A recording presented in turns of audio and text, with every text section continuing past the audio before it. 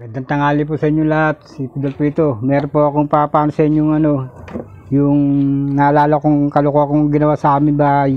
Nung kami nasa kabila po. Kasi po marami nakikabit sa amin. Meron pong saksakan na kabit-saksak ako kaya nahirapan ako. Sabi ko makapaghanap nga ng switch na para patay hindi na lang. Nakakita po ko ito, ganito. Ang ginawa ko po, tinignan ko naman po mabuti yung paggawa ko, paano gagawin. Di nakakita ko nga po. Po, iniwanan ko na itong ginagawa ko. Ito susulat po ako Iniwanan ko na yung kuryente. Di nung makita ko nga po, di ginaya ko po. Ginagaya ko na. Nung ginagawa ko na po, nalimutan ko na kung paano, kung paano na puputulin. Di ginawa ko po. Ito po dalawa ito po two-way may dumating two-way ito. Ang ginawa ko po, kung nalito po ako, ang nagawa ko, pareho ko pinutol to. Ito, dalawa to. Yung two-way, pinutol ko pareho. Tsaka pagkatapos po, kinabit ko ito. Yung switch. Pareho ko rin po yung kinabit sa magkabilang sa pinutol ko. Di nga po nagkasama-sama na. Sabi ko perfect na perfect kung gawa ito, ayos na, hindi na ako mahirapan. Di pa talaga akala ko tama po. Hindi nga nung nikakabit ko, para akong alanganin na may mangyayari. Di nung nga pong kinakabit ko, dapa ako, pero natatakot po ako baka nga pumutok. Di nga po nung sinaksak ko, dahan-dahan, pero malayo po kamay ko sa pagsaksak.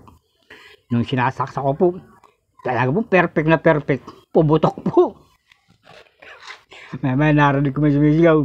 Uy, bakit wala tayo kuryente?